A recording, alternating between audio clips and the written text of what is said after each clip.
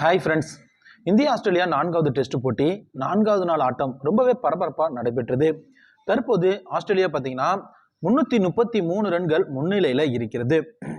நேற்று 9 விக்கெட்டோட ஆட்டத்தை முடித்த இந்திய அணி பார்த்தீங்கன்னா இன்னைக்கு காலைல களமிறங்கி 369க்குலாம் ஆல் அவுட் ஆகியது. அதை தொடர்ந்து களமிறங்கிய ஆஸ்திரேலியா அணிக்கு ஆரம்பத்தில் மிகப்பெரிய அளவில் சரிவு ஏற்பட்டது. முகமது சிராஜும் பும்ராவும் பார்த்தீங்கன்னா தொடர்ந்து மிகப்பெரிய தாக்கத்தை கொடுத்து ஆஸ்திரேலியாவோட ரன் குவிப்பை கட்டுக்குள்ள கொண்டு வந்தாங்க.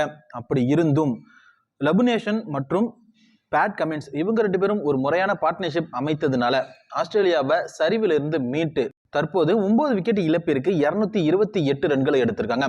இதுல பும்ரா பார்த்தீங்கன்னா 4 விக்கெட் எடுத்து கைப்பற்றி இருக்காரு. சிராஜ் 3 விக்கெட்டு, ஜடேஜா 1 விக்கெட்டை எடுத்தும் இருக்காங்க. ஆஸ்திரேலியா கையில தற்போது 1 விக்கெட் இருக்கு. 4வது நாள் ஆட்ட முடிவுல 333 ரன்கள் முன்னிலையில் இருக்காங்க.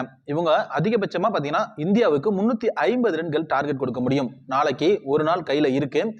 இந்தியா வெற்றி பெறுமா அப்படிங்கிறது மிகப்பெரிய அளவுல சந்தேகம் தான். ஆனா டிராவை நோக்கி இந்தியாவால செல்ல முடியும். இந்த தொடரை டிராவில் முடிக்க முடியும். ஏன்னா 90 ஓவர்ல ஆஸ்திரேலியா ஒரு 10 ஓவரை பிடிச்சா கூட மீதி 80 ஓவரை வைத்து 350 ரன்களை சேஸ் பண்றது அப்படிங்கிறது ஆஸ்திரேலியா மண்ணில் மிக மிக ஒரு கடினமான விஷயம். அதனால இந்தியா பார்த்தீங்கன்னா நாளைய போட்டியில கடைசி நாள்ல டிராவை நோக்கி செல்வதற்கு தான் அதிகமான வாய்ப்பு இருக்கிறது. இந்த தொடர் இந்த 4வது டெஸ்ட் போட்டி பார்த்தீங்கன்னா டிராவில் முடிவதற்கான வாய்ப்பும் அதிகமாகவே இருக்கிறது.